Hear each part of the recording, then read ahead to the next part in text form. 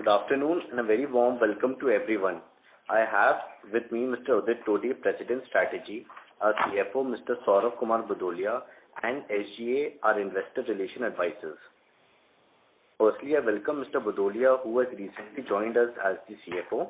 By qualification, he is a chartered accountant with a career spanning over 15 years with extensive experience in corporate finance, business partnering, financial planning and analysis, strategic planning, audit, and risk management.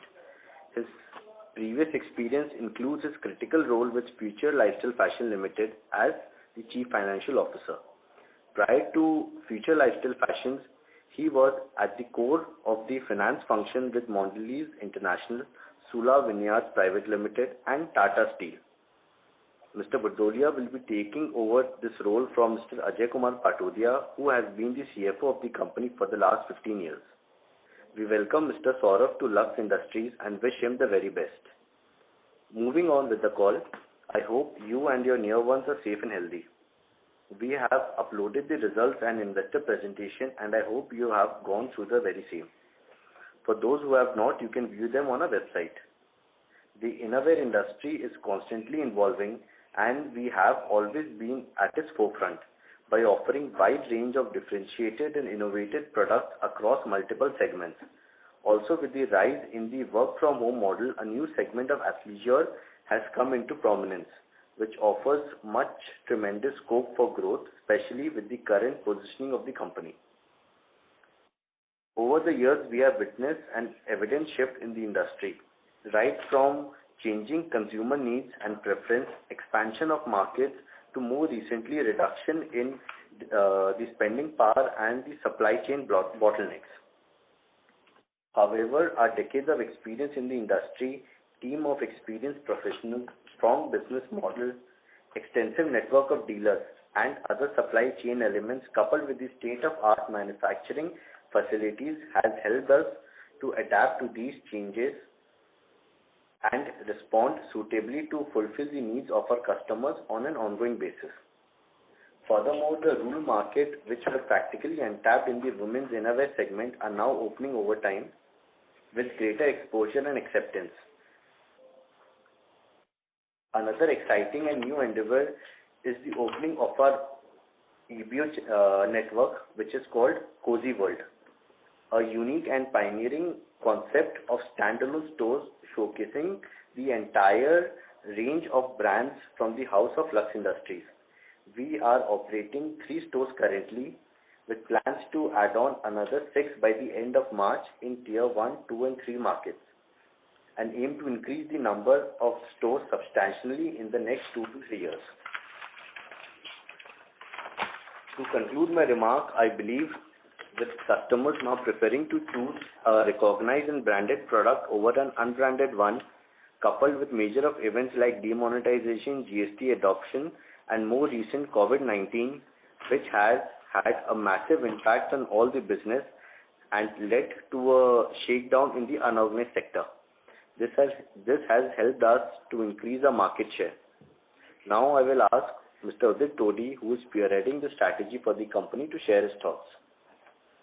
Hello, good afternoon and a very warm welcome to everyone. I hope everyone is keeping safe.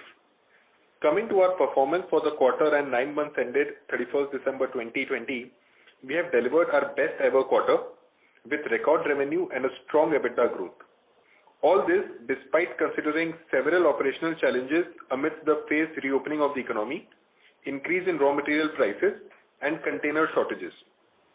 This outcome has been characterized by a simultaneous combined effect of price and volume growth across our category segments. On the supply chain aspect, we have one of the largest distribution networks in this industry, having strong presence in north, east and west parts of the country, with plans under consideration for expansions in the south, wherein the growth potential seems extremely promising. We have been in constant contact with our distributors, dealers and retailers who have managed to provide us with valuable data points to sense the market pulse and the up move in consumer sentiments, with the economy customers moving to the mid-premium segment and the mid-premium customers steadily opting for the premium segments. We are witnessing a continually rising demand trajectory in the rural and semi-urban areas, with the urban areas being the laggard due to the phased reopening, but showing green shoots as we step into the final quarter of this financial year. Lux has always been at the forefront in the undertaking innovative ways of marketing and promoting and advertising its products. For the 9 months gone by, our advertising expenses stood at rupees 41 crores, which is in line with our FY21 guidance of 4% of our revenue. We expect our ad spends to reinstate back to 7 to 8% of our revenue from next year. Along with marketing efforts going digital, the company has embarked on the path of adding value through e-business initiatives. Tie-ups with various online partners like Amazon, Myntra, Paytm, Flipkart and others have resulted in around 4,000 orders per day. The response has been very encouraging. Our endeavor is to enhance product offerings and continue the growth momentum over the next few years. Our proposed scheme to merge JM Hosiery Company and Ebell Fashions Private Limited with Lux Industries Limited is also coming to a closure, with the merger to be completed soon, post which both the companies will be subsumed. This merger will strengthen our position and will help us fulfill financial objectives, not only in terms of growth but also in terms of strength and efficiency of our balance sheet. This merger will help unlock substantial value for our stakeholders and streamline the business. With this, I would now request Mr. Bhudolia to take you through the financial performance. Thank you, Uditji. So, our company reported a strong quarter. Our revenue for quarter 3 FY 2021 stood at rupees 393 crores versus rupees 306 crores last year, giving a growth of around 29%.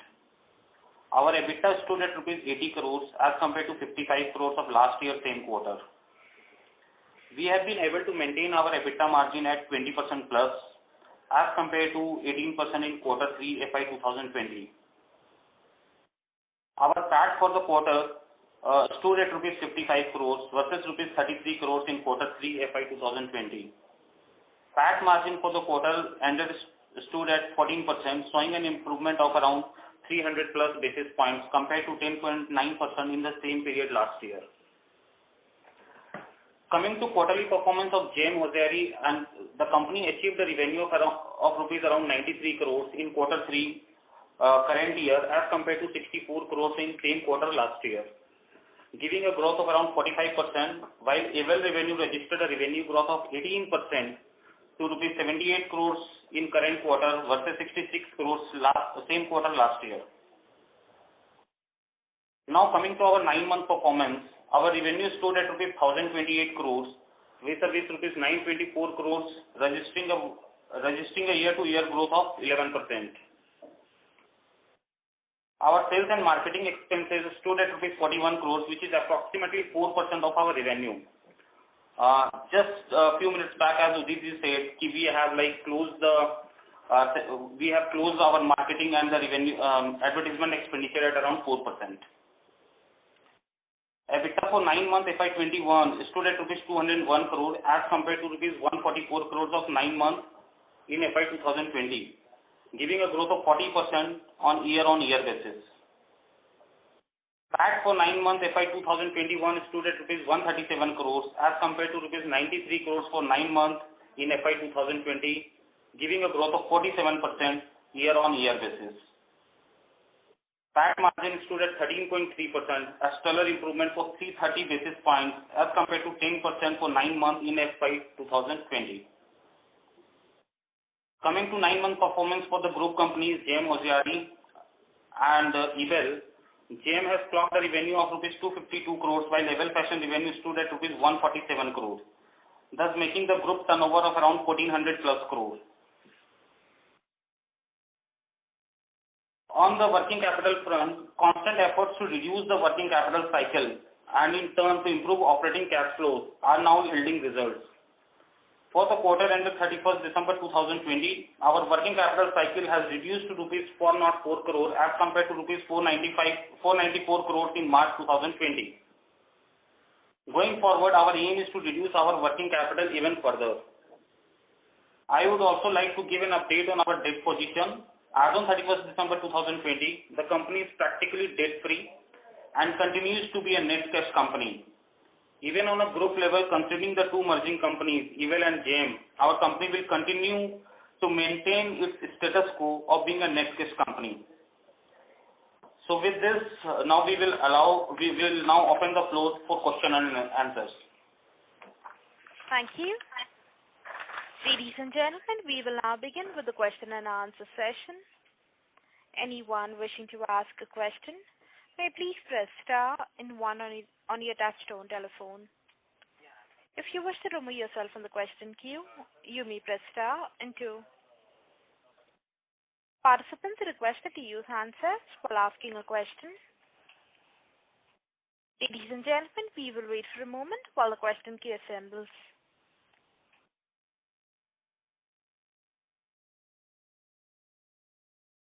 Participants, if you wish to ask a question, you may please press star and one.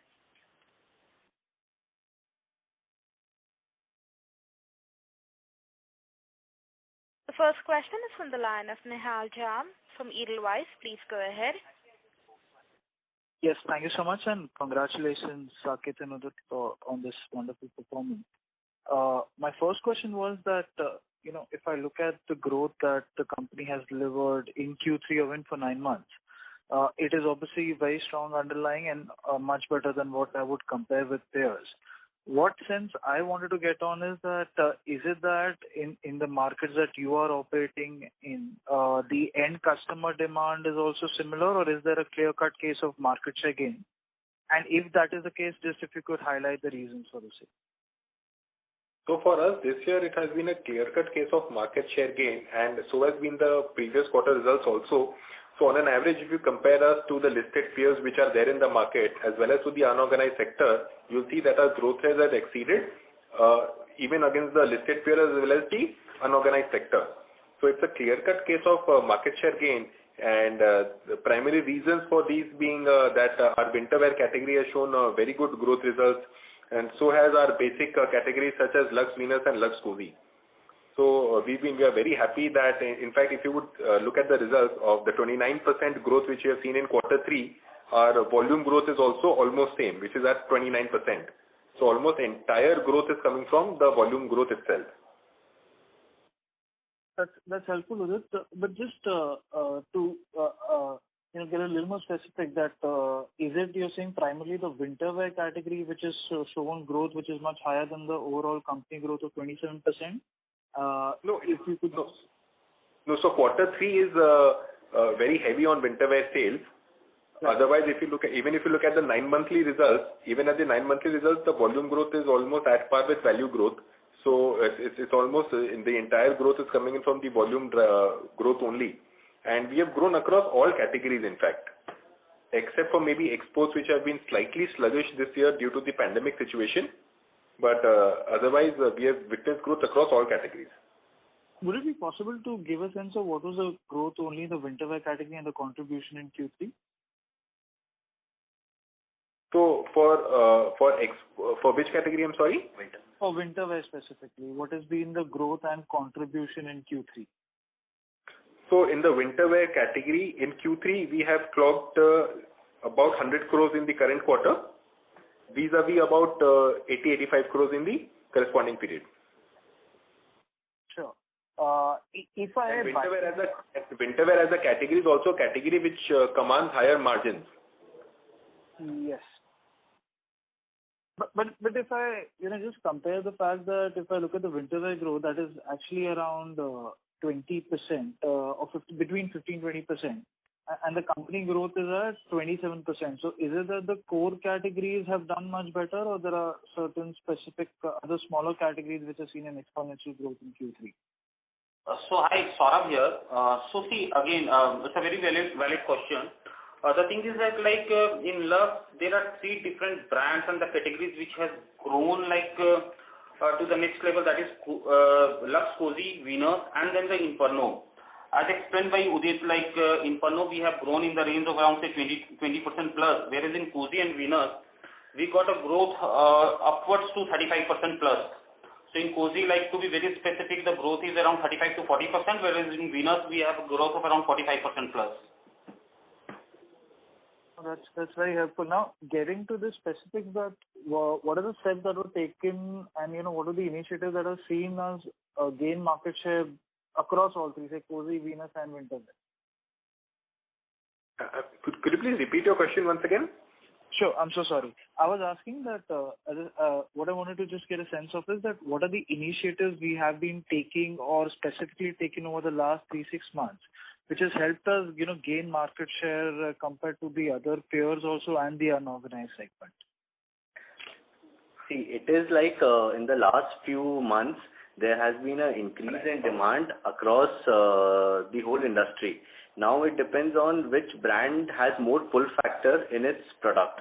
So we see that as we have invested last 10-15 years much in the brand, and the investment in the brand as well as the service which we have provided to our customers, we are reaping the benefits out of that in the last few quarters. And whenever the competition would be intense like this, we would assume that we would come out on top of it. Okay, that's helpful. Just one last question from my side. If you could give the absolute volume number for this and last quarter, that would just be helpful. So the absolute volume number for quarter 3 FY20 was 4.56 crore pieces, and for FY21 it is 5.87 crore pieces. That's helpful, Saket. I'll come back in the queue to do the question. Thank you so much. Thank you. We'll move on to the next question. That is on the line of Bhargav Buddhadev from Kotak Mutual Fund. Please go ahead. Yeah, congrats team for a very strong performance. My first question is on gross margins.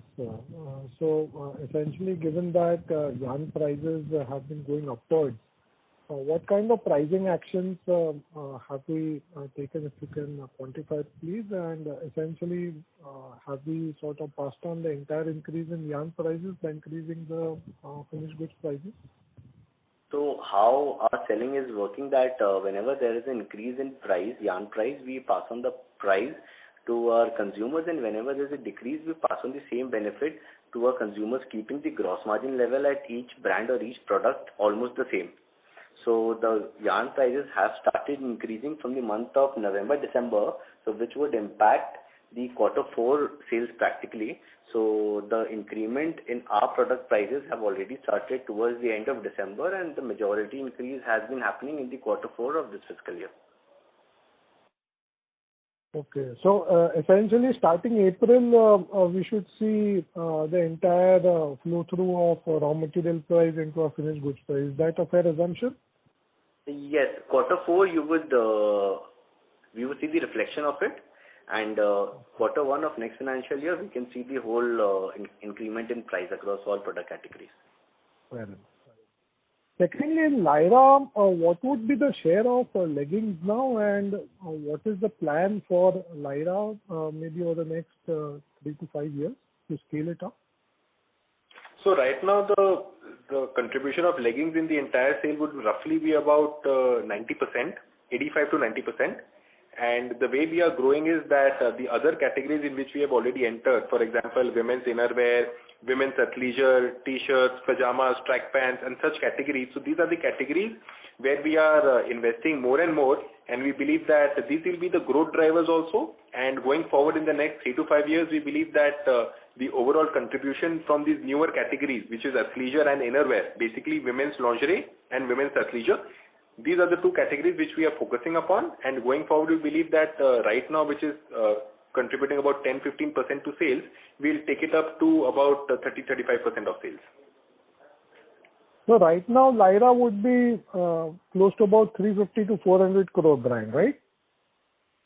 No. So FY20 we had completed about 250 to 70 crores of top line. That was FY20. FY21, obviously because of the pandemic situation, women's wear has taken a bigger hit than menswear. So this year, right now, if you look at 9-month level, we would be slightly on the decline side. No, I'm trying to annualize the current run rate. So if we forget the 9 months. If you're talking about current monthly run rate. If you look at current monthly run rate, we are already clocking a growth of on an average 10 to 15% every month vis-a-vis corresponding period. So by when do we sort of see this growth accelerating? I mean, you mentioned about the new innerwear categories which you are seeding. You think FY22 can be a year where we can sort of see 20-25%? We believe that in the coming 3 years, FY22, 23 and 24, these 3 years, if you look at FY22, we will already witness an increase of percentage contribution coming in from the newer categories. With every passing year, we believe that, for example, we are setting ourselves a target of 5% increase in revenue share. Okay. So if we have to move from, say, about a 10% to a 25%, we are targeting 5% every year. Okay. Great. In your presentation, you've also mentioned about EBOs. So as of now, you have 3, and you plan to add another 6, and you plan to reach to about 50 by next year. What gives you confidence to start investing in EBOs? Because that sort of requires the partnering with franchisees. And are you being able to get that confidence from your franchisee partners to scale this up to maybe say 50 by? So we've launched our EBOs under the name of Cozy World. So the concept is that within the Cozy World, we'll be presenting all the bouquet of brands which the Lux Group currently holds, and give the customer a one-stop shop for their basic necessities. So if we talk about current EBO strength, we already have about 5 to 6 EBOs, and going forward we are only opening EBOs mostly through the franchisee route, and we're already having a lot of franchisee inquiries already. In fact, the COCO stores are only limited to 2 to 3 stores. All the other stores which are even now currently in the current quarter being opened up are all being opened up under franchisee FOFO models. So this gives us a lot of confidence that going forward, franchisee interest will definitely be there. Talking about investment, so most of the investment is done by the franchisee, whether it is in investment in stock, investment in furniture.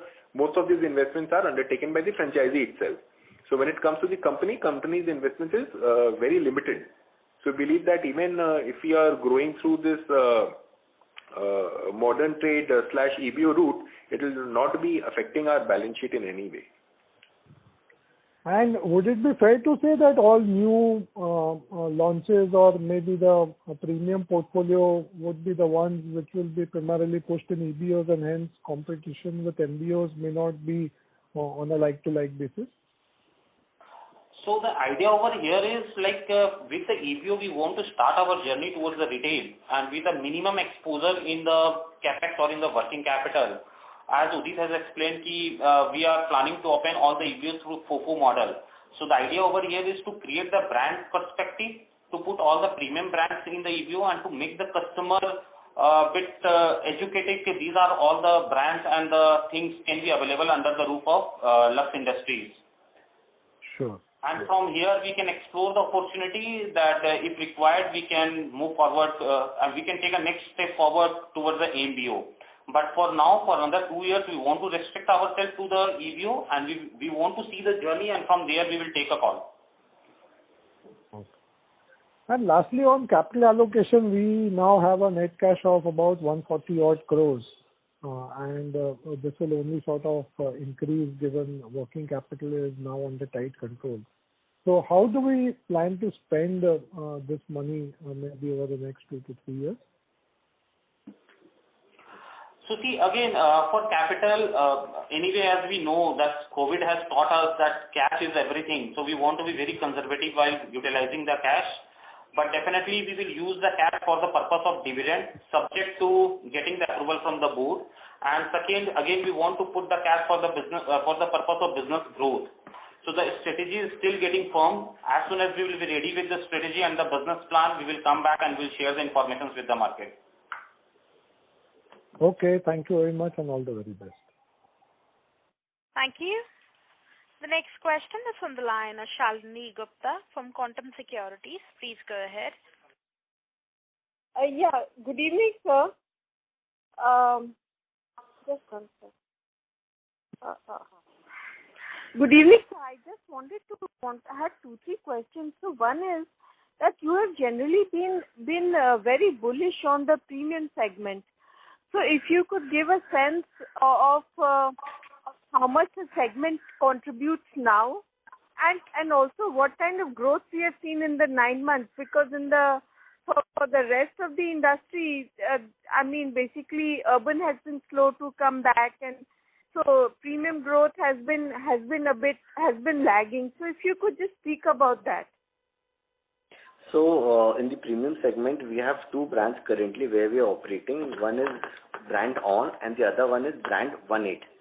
So brand On for the first quarter had seen very limited sale due to the COVID situation, and in quarter 2 we will be able to achieve our last year sales figure of quarter 2, and in quarter 3 we have seen a growth of around 15%.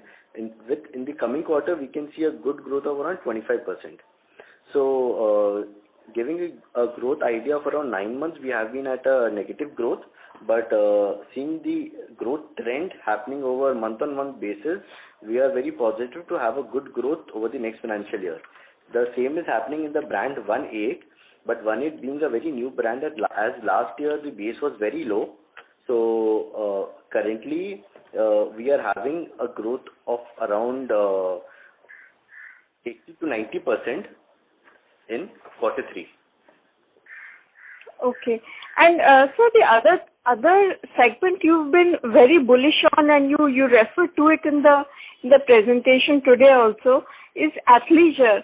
And what surprises me is that a lot of people, in spite of the fact that a lot of people will be at home, somehow athleisure sales have not really picked up for a lot of people. So if you could just speak about how much your athleisure sales are and contribute to the turnover, and what kind of growth have you clocked? So athleisure, mainly the sales happens in the brand Genex, which happens in the company JM Hosiery, which is the unlisted entity and getting merged into Lux. And as we have shown the number that quarter 3 was Genex clocked a growth of around 45%. Last year corresponding quarter it was 64 crores, and this year quarter 3 it is at 93 crores. So majority of the athleisure sale is happening out there, as well as On and Lyra also has a particular segment of athleisure. So overall at a group level, last year we were at around 120 to 140 crores of turnover in the athleisure segment, and this year, as the year is progressing, we are seeing a very good growth in that segment happening. Okay. And sir, lastly, if you could just say what is the contribution of the premium segment, just the premium innerwear, to your sales? There'll be some segments of thermal, women and all that which are part of premium, but just premium in men's innerwear. So the premium men's innerwear would have a 9-month sale at a consolidated level of around 50 crores of turnover. It is just the premium men's innerwear category. Okay. And sir, what is your EBITDA margin guidance for financial year 22? Because this year has been very strong for various reasons. One main reason being that you've cut back on your advertising spends, and you yourself said that advertising spends will be going back to 7% levels as they used to be. So what kind of EBITDA margins should we pencil in? So we would try to maintain an EBITDA level margin of around 18%, because in this year you would seen the gross margins going down because of the basic and the economy range and the mid-level range of products growing exponentially than the premium product range, which gives us a better margin. So next year, I think so, the premium segment as well as the export segment would also contribute equally to the growth of the company, or better than the basic range. So we expect the gross margins to improve next year, which would reflect again in the EBITDA level margins. Okay. And sir, your third quarter volume growth has been around 27%. You said that basically the top line growth is mostly volume driven, and you yourself said that lot of this is driven by the economy segment and the mid premium. So if you could just say how much to each of these segments, economy and mid premium, contribute to your top line growth. So, if I would give you the volume-wise in quarter 3, Lux Venus had a volume growth of around 43%, whereas Lux Cozi had a volume growth of around 36%. And together, the sales is approximately, or the volume is approximately 75% of the total turnover in terms of volume. Yeah. 75% of total. Okay. And the average selling price obviously has not gone up because a lot of the turnover growth has been driven by volumes. Yes. Okay. Yes, sir. I mean, would you be able to quantify this average selling price? So the quantity is 5.87 crore pieces and the turnover is 393 crores. I think so we can get mathematics out from there. Yeah. Okay, sir. Thank you so much. Thank you. Thank you. The next question is from the line of Priyana Jhunjhunwala from B&K Securities. Please go ahead. Thank you for the opportunity. Congratulations on strong set of numbers, sir. Thank you. So just wanted to understand your distribution network expansion in the quarter on a Q-on-Q or a YOY basis, or mainly your MBO network or distributors, agents, etc. So I think so in the current scenario of the COVID-19 situation, there has been a very negligible growth in the distribution expansion because right now the distributors are very precarious in choosing the brands. So they are, in fact, many distributors are in fact reducing the brands which are less demanded in the market and are keeping only strong brands with them. So these 9 months have been very difficult for any brand to enter into a new distribution or in a new distribution category or in evolving its distribution network. Okay. And if I want to understand your EBO network expansion, what kind of area are you looking at? Existing places where you are distributing currently, which are strong in nature, or more in the southern where we want to, establish our presence? Could you just help us understand our EBO network expansion strategy? So we are trying to expand EBOs in, there has been no particular decision so as to expand in areas where we have been weak. We have been expanding everywhere. We have been just keeping in mind that we are choosing places where the rentals are low. We are not choosing premium markets. We are keeping the mass crowd in mind whenever we are choosing a location. So we've been opening EBOs keeping that economics in mind that at the end of the day we need to make money out of it. Okay. So it is not likely to cannibalize your existing network. Is just what I wanted to understand. So basically, the customers which land up in an EBO or in a modern trade is very different from a customer who would walk into another MBO or a general mom and pop store. So the two universes are quite different and very rarely they overlap. So we are very sure that the EBOs and modern trade presence which we are trying to make will definitely attract and draw new customers on board with us. Okay. And sir, what is the contribution of e-commerce revenues to our total revenues? So at the group, right now, e-commerce has been quite a new nascent thing for us. So at the group level, we have clocked about 15 to 20 crores of sale, which is roughly about 1% of our top line.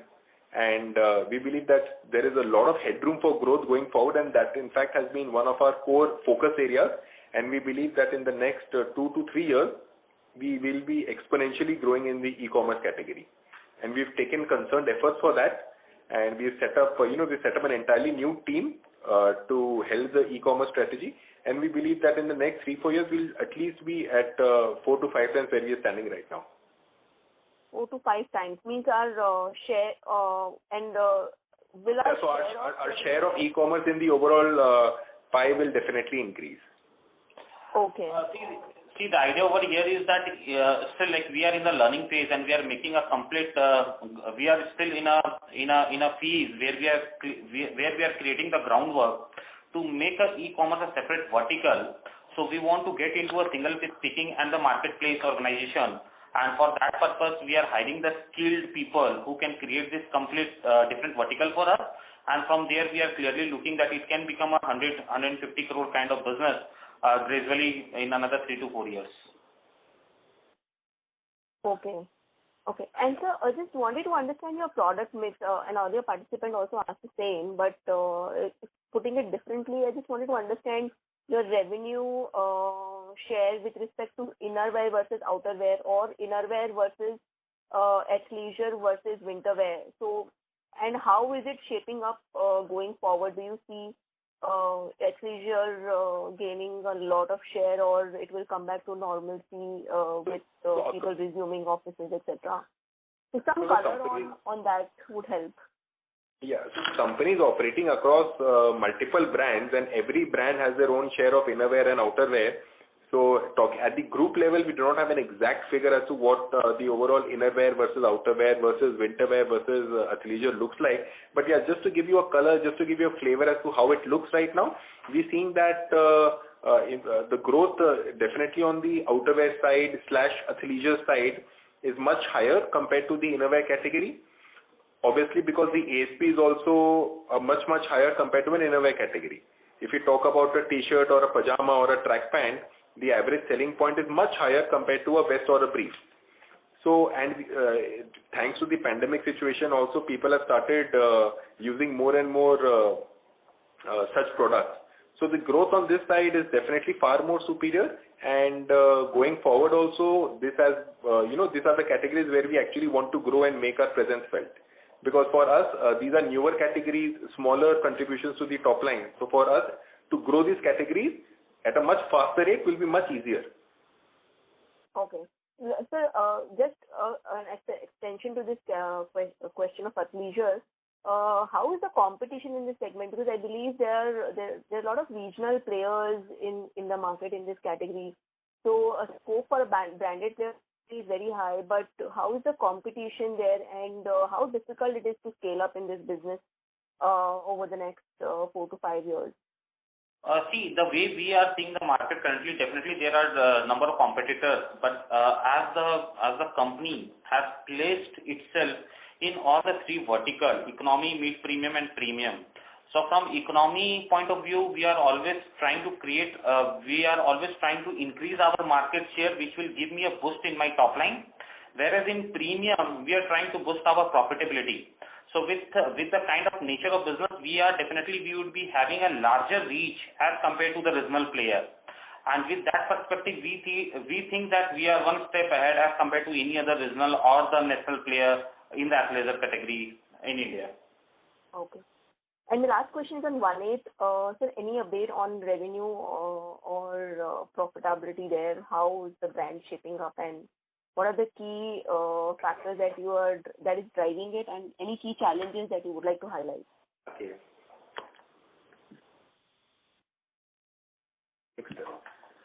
So the revenue from 1/8 for the first 9 months would be approximately 6 to 7 crores of the turnover. Okay.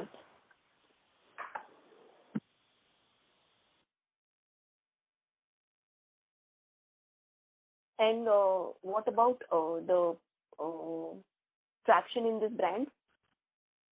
The traction in this brand is very strong, as last year, just the 1/8 innerwear, the whole year we clocked a turnover of around roughly around 3 crores. And from 3 crores for the first 9 months, we have reached around 7 crores, and we intend to close it at 10 crores this financial year. So roughly 3.5 times, but the base is very small, so it is not wise to count the percentage gain right now. But this 10 crore is coming after considering the lockdown of 3-4 months, where actually there was zero sale. So it would have been a full year, then I believe the turnover would be in the range of 12 to 15 crore types. Okay. Okay. That's helpful, sir. Thank you so much and all the best. Thank you. We'll move on to the next question. That is from the line of VP Rajesh from Banyan Capital. Please go ahead. Thanks for the opportunity. Just one question. What you said about the Sorry to distributors. interrupt, Mr. Rajesh. Sir, your voice is breaking up. Is it better now? A little better, sir. Thank you. Okay. So my question was that, given what you said about the distributors, is it fair to conclude that the market share is shifting from the unorganized guys to organized guys like you? Yes, it is shifting. Okay. And do you think this will continue and therefore the organized players will become what percentage of the overall market, let's say, in the next 2-3 years?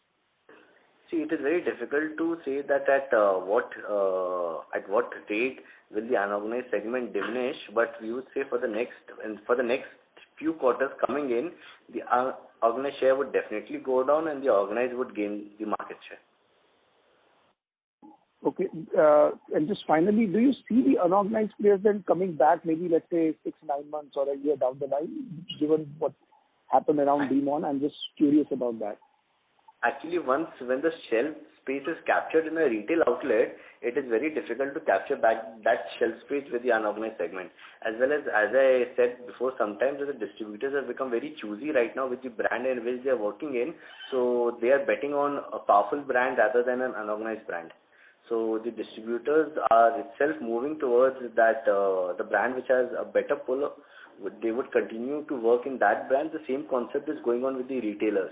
This is on the demand side. Whereas on the supply side, in the unorganized segment, after COVID has taken place as well as the increase in yarn prices, only the organized players are there which are working in full-fledged condition, whereas the unorganized manufacturers which generally work on a cash rotation basis, it has been very difficult for them to survive through this pandemic. Okay, got it. Thank you. Thank you. A reminder to the participants, anyone wishing to ask a question, may please press star in 1. The next question is from the line of Kedar B from Composite PMS. Please go ahead. Hi, thank you for the opportunity. My first question is about the EBOs that we've already opened. So would it be possible for you to give some sort of an early sense of the unit economics involved? So for example, what sort of monthly run rate are we doing? What kind of inventory levels are we actually stocking up at each store? Something on those lines?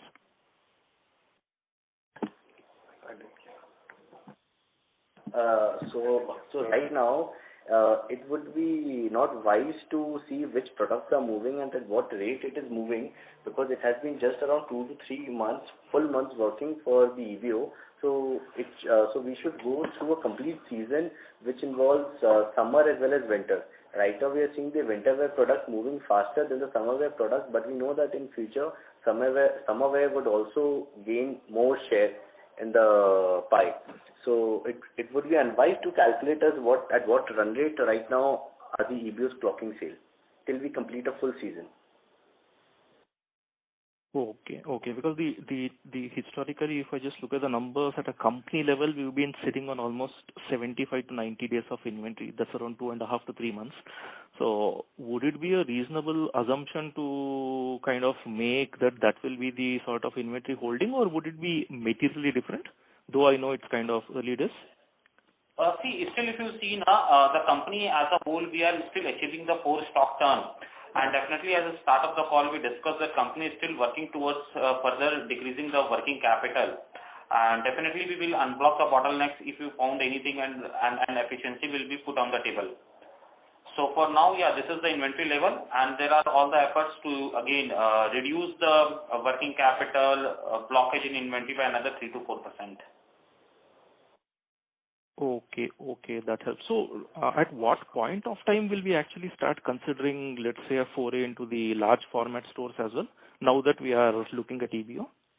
We have just started our journey towards the EBO, and still we need to cover our learning curve. Once we are ready, definitely we will explore the opportunity for MBO as well. But yeah, it will take its own time. Okay, so that helps. So my second question is on the newer categories, that is the women's innerwear plus the athleisure segment.